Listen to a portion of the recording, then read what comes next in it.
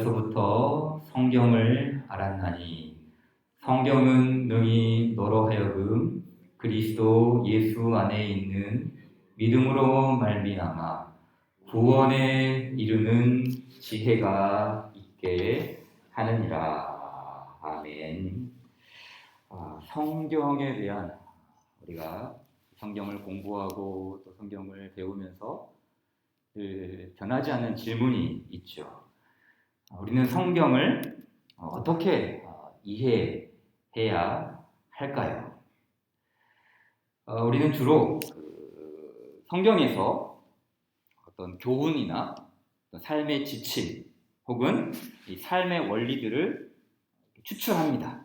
어떤 한 구절을 가지고 와서 이러이러한 삶의 형태를 가져야 된다라는 교훈을 받죠. 예를 들어 도둑질하지 말라라는 이런 말씀을 가지고 남의 것을 탐내지 말아야 한다.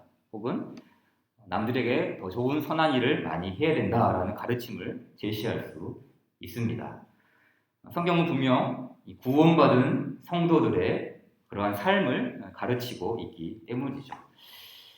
그럼에도 불구하고 성경은 어떤 규칙을 이렇게 제공해주는 책이 아닙니다. 어떤 삶의 지침, 어떤 삶의 규범, 이런 모양새들을 갖추어 살아라는 그런 규범을 제시해주는 어떤 규칙을 알려주는 그런 책이 아니라는 것이죠. 모든 성경 구절 하나하나가 이렇게 행하십시오 라고 가르칩니까? 모든 구약과 신약이 이렇게 살면 안 됩니다 라고 가르칩니까? 그렇게 이러한 모습으로 살라 혹은 저러한 모습으로 살지 말라라고 규명해 주지 않습니다. 성경은 분명히 윤리를 포함하지만 단지 윤리만을 제시하는 책이 아니라는 것이죠. 자, 그럼 성경은 어떤 책입니까? 성경은 한마디로 구원에 대한 책이죠. 구원에 대한 책. 세상을 구원하시는 구원의 이야기. 달리 말하면 신구약 성경 전체는 구원을 이루어 가시는 삼위 하나님의 드라마로 우리가 이해할 수 있습니다. 드라마에는 흔히 말하는 단락이 있고 또 우리가 문학에서 말하는 기, 승, 전, 결이 있지 않습니까? 이 성경 역시 전체를 보게 되면은 단락이 있죠. 이렇게 크리스토퍼 라이트라는 성경 신학자는 이 성경의 큰 드라마를 약 7개 정도의 단락으로 구분을 합니다. 다 아는 것이죠. 첫 번째는 뭡니까? 1막은 창조입니다. 창조죠. 창조에 대한 이야기. 우주는 우연히 발생한 것이 아니라 살아계시고 유일하신 참 하나님께서 우주를 시작하셨습니다. 여기서부터 드라마는 출발합니다. 2막은 무엇입니까? 2막은 잘 알고 있듯이 반역이죠. 하나님은 세상을 선하게 창조하셨지만 인간은 반역을 꾀합니다. 선을 악으로 바꾸고 주께서 선하게 창조하신 선하다 모든 선한 것들을 인간은 악으로 바꾸어 버리고 창조 질서를 파괴해 버립니다. 3막으로 넘어가죠. 3막에서는 무엇이 등장합니까? 약속 혹은 언약이 등장하죠. 누구에게 하신 약속이죠? 아브라함에게 하신 언약의 말씀이죠.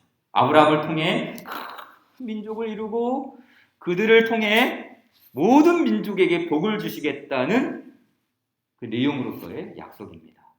그리고 이 약속은 이제 나머지 성경 전체의 드라마를 이끌어가는 원동력이죠. 이 약속이라는 개념을 가지고 성경 전체를 이렇게 꽉 이끌어가는 이 모습이 이 3막 약속의 장면에서 나타나지 않습니까? 그리고 4막에서는 복음이 등장합니다. 예수님의 오심으로써 바로 이 구약의 약속이 성취가 됩니다. 이 부분이 가장 핵심적인 부분이 아니겠습니까? 가장 클라이막스라고 하죠. 우리가 또 드라마에서도 혹은 영화에서도 가장 정점이 되는 이 복음에 대한 말씀이 구약을 통해 성취됨으로 그리스도를 통해 이루어짐으로 이 드라마의 클라이맥스가 시작이 됩니다. 그리고 오막은 이제 복음 전파이죠. 선교입니다. 아브라함에게 하셨던 그 산막의 약속이 이제 오막을 통해서 드러나죠. 성취가 됩니다. 사도행전을 통해서 하나님께서 약속하신 모든 민족이 복을 얻게 되는 그러한 일들을 이 오막에서 우리는 보게 되죠. 그리고 육막은 심판이죠. 마지막 심판 혹은 최후 심판이라고 할 수 있죠. 이 심판의 의미는 그냥 때려 부순다라는 그런 의미가 아니라 하나님께서 심판하신다는 뜻은 어떤 의미가 있습니까? 하나님이 최종적으로 승리하신다는 뜻이죠. 그렇죠? 하나님이 잘못되고 악한 모든 것을 처리하심으로 그래서 이 세상의 부조리와 모든 이 공평하지 못한 선과 악이 뒤바뀌어 버린 그런 세상 속에서 살아가는 모든 인간의 뒤틀어버진 그런 과정들을 주께서 심판을 통해 원상대로 복구시키는 결국은 하나님이 승리하시는 그런 만물을 바로 잡으시는 그런 상태로 바꾸어 가는 것. 이것이 마지막 심판을 통해서 육막에 드러나죠. 그리고 칠막은 무엇입니까? 새 창조입니다. 새 창조. 이 성경 드라마의 엔딩은 끝이 아니라 뭐예요? 시작이에요. 그 엔딩 끝이 남으로써 새로운 창조가 이렇게 시작이 되는 것이죠. 하나님이 만물을 바로 잡으신 뒤에 이 구속받은 인류는 이 회복된 창조 세계 안에서 주님을 영원토록 성축하며 사는 이 새 하늘과 새 땅의 시작을 마지막에서 그려내고 있죠. 이게 다 뭡니까? 이 성경 전체가 보여주는 우리 구원의 드라마, 삼위 하나님께서 이루어가시는 이 우주를 향하신 구속의 드라마가 아니겠습니까? 이와 같은 이 성경 전체의 메시지를 드라마로 이렇게 이해하는 것은 몇 가지 유익이 있습니다. 우선 우리가 신구약 성경 전체를 바르게 이해할 수 있습니다. 그러니까 성경 전체를 하나님께서 이끌어 가시는 이 구속의 이야기로 받게 될 때 균형이 잡히는 것이죠. 사실은 균형이. 무슨 말인가 하면 우리는 선호하는 말씀이 있거든요. 어떤 사람들은 구약만 많이 좋아하고 어떤 사람은 신약만 많이 좋아하고 특별히 초대교회가 시작하면서부터 이러한 잘못된 견해들이 많이 있지 않았습니까? 초대교회가 시작하면서 발생한 이단 중에는 이 마르키온이라는 사람이 있었어요. 이 마르키온은 구약을 받지 않았어요. 구약 성경 전체를 다 잘라내버리고 신약 성경 중에서도 이스라엘과 관련된 것, 유대적인 요소들이 있는 것들 역시 다 제거해버렸죠. 마태복음이랄지 히브리서랄지 이런 말씀들을 다 제거해버리고 자기가 좋아하는 것들만 이게 바로 정경이다. 이게 바로 성경이다. 라는 어떤 말씀에 대한 편애 이런 부분들이 벌써 초대교회가 시작하면서부터 이런 일들이 등장하기 시작했습니다. 그러나 교회는 구약을 폐기하지 않았습니다. 신약이 참 중요하고 예수님이 너무 중요하고 신약 성경 전체가 너무나도 꼭 필요한 말씀이지만 그래서 구약을 예수님께서 성취하시고 완성하셨지만 구약을 다 폐기처벌했는가? 그게 아니라는 것이죠. 구약이 없으면 신약이 존재하지 못한다. 인간의 타락과 범죄와 그리고 그것을 바꾸어 가시는 하나님의 언약의 말씀이 없이는 신약이 존재할 수 없다. 그래서 교회는 구약을 고수했죠. 그리고 이 구약과 신약을 전체적으로 조망하면서 교회를 유익되게 세워가는 일들을 감당하지 않았습니까? 이처럼 성경 전체를 드라마로 신구약 성경 전체를 함께 바라보는 그리고 그런 이해점을 갖게 되면 신구약 성경을 우리가 균형 있게 받을 수 있죠. 또 하나 이 성경을 드라마로 볼 때 주어지는 유익이 있습니다. 그것은 이 복음적인 삶의 총체성입니다. 자, 우리가 한번 생각해 보세요. 어떤 좋은 드라마나 혹은 영화 또는 소설을 우리가 보게 되면 단순한 흥미를 주기보다는 그 이야기 속에 혹은 그 드라마 속에 그 영화 속에 뭐가 있습니까? 메시지가 있어요. 그렇죠? 그 영화가 던져주는 메시지가 있죠. 그 드라마가 독자에게 주는 메시지가 있어요. 그러니까 직접적으로 이렇게 해야 된다라는 메시지는 주지 않지만 암시적으로 그 이야기를 통해서 청중에게 보여주는, 알려주는 메시지가 있다는 것이죠. 이와 유사하게 이 구원의 드라마는 단지 이러한 이야기를 들려주는 것이 아니라 복음 교리를 제공해 줍니다. 이 삼위 하나님의 구속의 드라마라는 이야기 속에서 인간의 죄와 비참함이 얼마나 심각한 것인지, 또 그 죄와 비참함으로부터 우리는 어떻게 구원을 받는지, 더 나아가 그러한 구원을 받은 사람들이 어떠한 구원 감사를 드려야 하는지를 총체적인 교훈을 제시해 줍니다. 그래서 어떤 성경에 있는 어떤 구조를 딱 뽑아와서 이걸 가지고 윤리를 가르치고 도덕을 말하기보다는 우리는 무엇을 형성시켜 주어야 합니까? 성경 전체의 드라마입니다. 이 구속의 이야기로 우리의 내면과 우리의 영혼이 형성되어질 때, 그때 성경의 저자이신 삼위 하나님께서 불지펴 주시는 거룩한 삶의 원동력이 작동되는 것이죠.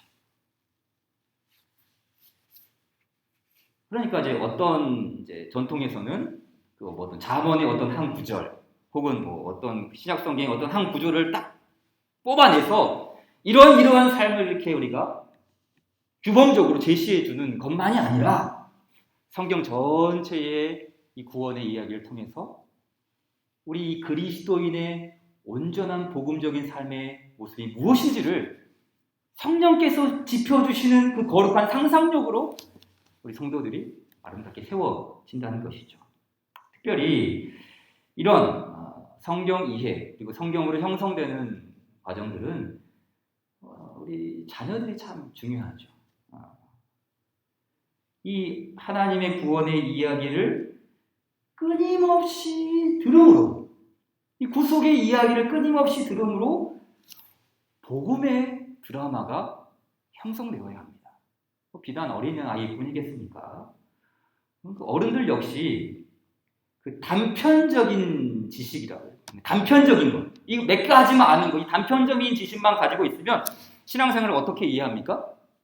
단순히 규율을 지키는 것, 내가 이 정도만 하는 것, 이 테두리 안에서 벗어나지 않는 것, 이렇게 그 파편적인 신앙으로만 테두리를 지을 가능성이 있습니다.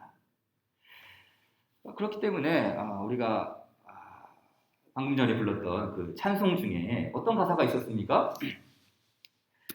귀하고 귀하다 우리 어머니가 들려주시던 재미있게 듣던 말 이 책 중에 있으니 이 성경심이 사랑합니다.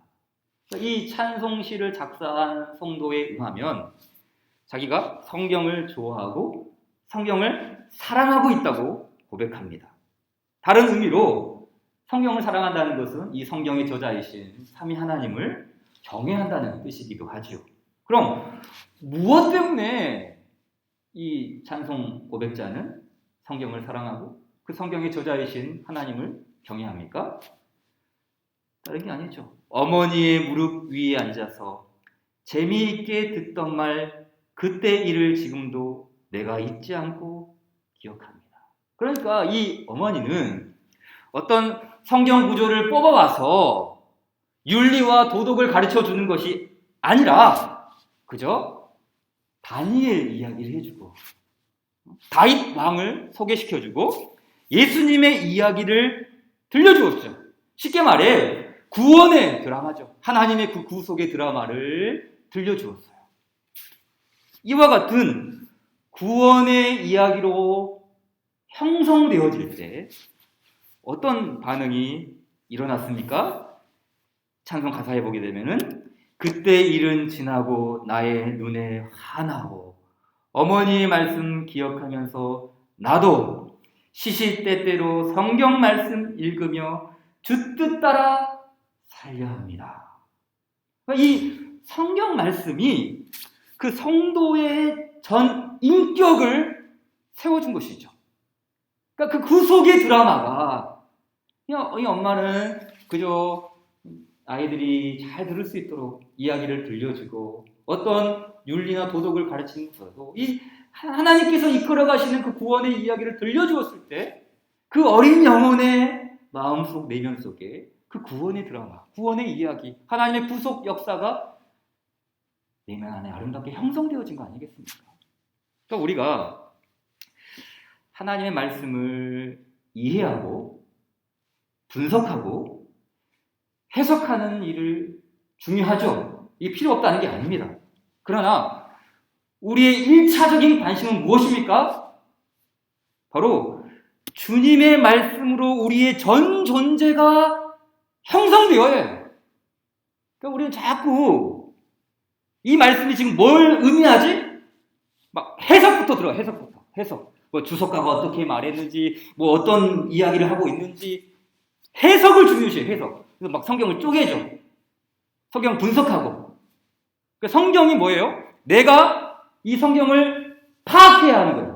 내가 이 성경을 대하는 것이죠.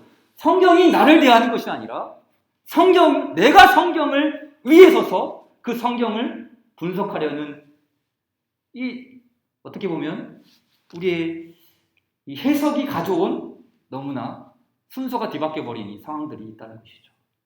그래서 항상 우리 1차적인 관심이 뭡니까? 주님의 말씀으로 우리의 전 인격이 형성되기를 원하는 것. 여전히 우리는 빚어져야 하는, 주의 말씀으로 아름답게 세워져야 하는 연약한 존재라는 사실을 염두에 두고 주의 말씀을 펼쳐야 하는 것 아니겠습니까? 내가 성경을 지배하는 것이 아니라 성경이 나를 지배하도록 그 성경의 권위를 인정하는 것이죠. 이처럼 성경의 저자이신 삼위 하나님께서는 이 주님의 말씀을 커다란 드라마로 우리에게 주셨습니다. 성경을 배울 때 우리가 현미경처럼 아주 가깝게 접근하는 것도 중요하지만 길게 멀리서 만안경처럼 접근하는 것도 중요하죠. 그래서 오늘부터는 이 작업을 하도록 하겠습니다. 구약학자인 크리스토퍼 라이트는 구약 성경을 7문장으로 나눴습니다. 7문장. 그러니까 우리가 가지고 있는 구약이죠. 성경의 39권, 이 39권 성경, 구약 성경을 7문장으로 이렇게 간략하게 간추렸는데 우리도 한번 이 부분들을 좀 도움이 받을 수 있을 것 같아서 한번 같이 나눠보기로 하겠습니다. 자, 첫 번째 문장은 무엇입니까?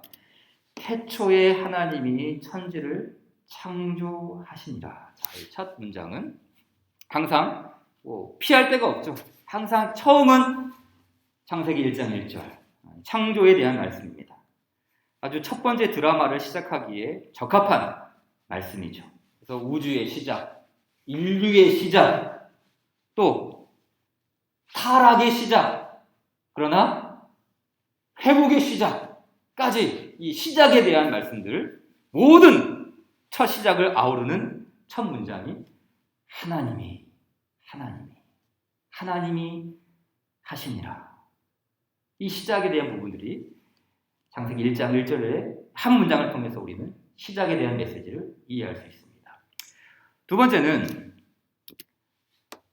땅의 모든 족속이 너로 말미암아 복을 얻을 것이라. 아브라함에게 주신 메시지입니다. 앞에서 잠시 언급했듯이 아브라함의 이야기는 구원의 서막입니다. 구원의 서막. 주께서 아브라함에게 주신 이 언약이 성경의 나머지 부분에 다 영향을 미치고, 그리고 아브라함의 언약대로 세상 모든 민족에게 그 영향이 미치지 않습니까? 바울은 이것을 가리켜서 아브라함에게 주신 복음이라 했어요. 아브라함에게 주신 복음. 갈라디아에서 말씀에 그 말씀이 있죠. 또 하나님이 이방을 믿음으로 말미암아 의로 정하실 것을 성경이 미리 알고 먼저 아브라함에게 복음을 전하되, 갈라디아 3장 8절이죠. 아브라함에게 복음을 전하셨다라는 말씀이 바로 이 창세기 12장 3절의 말씀. 땅의 모든 족속이 너로 말미암아 복을 얻을 것이다. 이 말씀을 신약 성경은 아브라함이 복음을 들었다라고 해석합니다. 수천 년 전에 기록된 구약 성경이지만 이미 신약 성경의 핵심을 이 창세기 12장 3절에서 이 복음에 대한 말씀들을 보여주고, 그리고 그 복음이 성취될 것을 예견해 주고 있죠. 세 번째 문장은 출애굽기의 말씀입니다. 나는 너를 애굽 땅 종되었던 집에서 인도하여 낸 내 하나님 여호와니라. 자, 이 구약의 말씀, 출애굽기 20장 2절의 말씀은 예표죠. 일종의 예표, 그림자죠. 예고편. 주께서 이스라엘 백성들을 종되었던 애굽 땅에서 건져낸 것처럼, 구속한 것처럼 그리스도께서 우리를 십자가에서 건져낼, 이 구속할 그런 그림의 모습들을 출애굽기 말씀에서 보여주고 있지 않습니까? 그래서 이 하나님께서 이러한 규율들과 계명들과 법도들을 주시지만 항상 그 모든 근거에는 구속, 하나님의 구속 행위, 하나님의 구원, 거기에 근간을 이루고 있음을 우리는 알고 있죠. 자, 그리고 네 번째 문장입니다. 네 번째는 다윗에 대한 말씀이죠. 여호와께서 그의 마음에 맞는 사람을 구하여 여호와께서 그를 그의 백성의 지도자로 삼으셨느니라. 다윗 왕의 이야기입니다. 왕의 이야기죠. 그러니까 이 출애굽 이후에 보게 되면은 여러 사람들이 등장하지 않습니까? 여호수아, 사사기에 나오는 사사들, 룻, 사무엘 등등 여러 인물들이 나오지만 그 중에서 가장 핵심이 되는 사람은 다윗이죠. 다윗이죠. 왜냐하면 이 다윗 왕은 우리의 왕이신 예수님을 암시해주는 인물이기 때문입니다.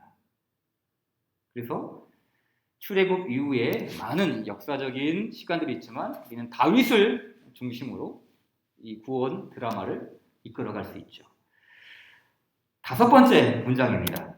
다섯 번째 문장은 미가서의 말씀. 여호와께서 네게 구하시는 것은 오직 정의를 행하며 인자를 사랑하며 겸손하게 내 하나님과 함께 행하는 것이 아니냐. 자, 우리가 애언서 혹은 선지서라고 하지 않습니까? 근데 이 애언서, 선지서를 한마디로 압축하면 바로 이 말씀이죠. 정의, 인자, 겸손, 하나님과 동행하는 것. 그러니까 이 구약 성경 선지서들이 외친 메시지가 무엇이었습니까? 여호와께로 돌아와라. 회개하라. 그렇지 않으면 참담하게 멸망할 것이다. 그런데 이 하나님께로 돌아오는 구체적인 행위가 뭔가? 그것은 제사드리라는 말이 아니었죠.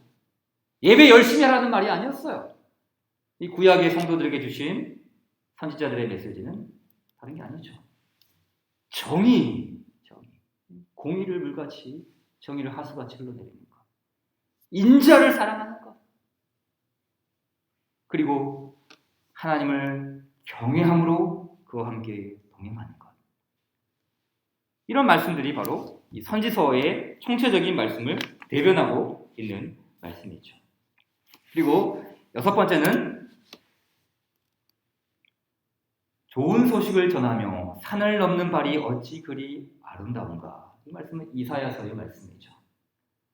이 이사야서의 말씀은 한마디로 말하면 복음입니다. 복음. 그렇죠? 좋은 소식을 전하며 산을 넘는 발이 어찌 그리 아름다운가. 그래서 이 이사야 선지자를 통해서 하나님이 보여주시죠. 소망에 대한 복음이죠. 소망에 대한 말씀들을 펼쳐 보여주십니다. 그래서 선지자들이 외친 말씀은 심판을 넘어 회복을 내다보죠. 반드시 바벨론에 의해 멸망할 것이고 포로들로 끌려갈 것이고 성경이 다 무너질 것이지만 그러나 주께서 너희를 돌아오게 하고 그러나 그 돌아온 것을 끝나지 아니하고 더 완전하고 온전한 회복을 가져오는 그 메시아 대신 그리스도를 통해 이루어질 소망을 내다봅니다.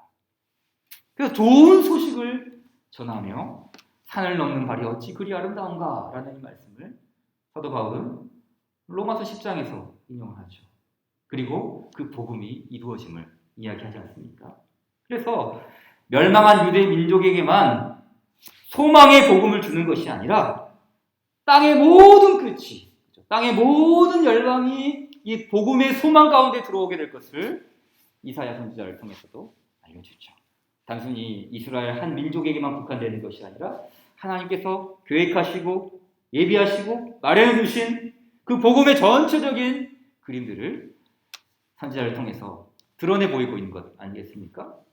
그리고 마지막 7번째의 문장은 이제 다루지 않는 것이 있죠. 우리가 모세오경 다뤘고 그리고 역사서 다뤘고 선지서 다뤘고 나머지 하나가 뭡니까?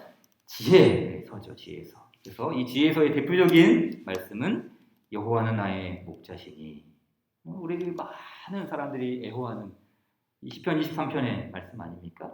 이 말씀을 통해서 우리는 우리의 목자 대신 또 그리스도를 바라보게 되고 그 주님 안에서 우리는 참 평강을 누리게 되는 것. 이런 말씀들을 우리는 7문장을 통해서 성경 전체, 특별히 이 구약에 대한 이야기를 나눌 수 있습니다. 자, 오늘은 첫 번째 시작인데 창세기를 다루어야 하는데 오늘은 시간 관계상 오늘 배운 내용들을 대략적으로 이렇게 개관하는 정도로 마무리 짓도록 하겠습니다. 그래서 우리가 다음 주에 첫 시작, 태초에 하나님이 천지를 창조하시니라 라는 이 말씀을 통해서 하나님의 구원의 드라마가 어떻게 시작이 되는지 함께 살펴보도록 하겠습니다. 오늘은 함께 우리 같이 함께 드리는 기도로 마무리 짓도록 하겠습니다. 자, 먼저 첫 번째 기도 제목입니다. 우리에게 하나님 말씀을 잘 이해할 수 있도록 이 성경 말씀을 위대한 구원의 드라마로 주셔서 감사합시다. 또 성경을 통해 보여주시는 삼위 하나님의 역사를 이해하며 이 구원의 드라마로 우리를 초대하신 주님께 더욱 감사하게 하옵소서. 두 번째 기도 제목입니다. 신구약 성경 전체를 하나님의 말씀으로 받으며 우리가 균형 잡힌 말씀 생활을 하게 하옵소서. 내가 원하는 말씀만이 아니라 달갑지 않은 말씀 역시 더욱 주의 말씀으로 받아 주의 선하신 뜻을 이루어가게 하옵소서. 세 번째 기도 제목입니다. 성경은 나를 해석하고 나를 일깨우는 하나님의 말씀입니다. 성경을 해석하기에 앞서 우리 자신이 성경의 말씀으로 형성되기를 구합니다. 삼위 하나님의 말씀으로 빚으셔서 주 뜻 따라 살게 하소서. 마지막 네 번째 기도 제목입니다. 언약의 후손들과 성도들을 에워싸고 있는 세속 가치관을 허물어뜨리고 성경 가치관으로 세워지는 성도 되게 하옵소서. 이 일을 위해 배우고 확신한 일에 거하는 우리 교회 되게 하옵소서. 우리 함같이 기도하고 자유롭게 돌아가도록 하겠습니다. 기도합시다.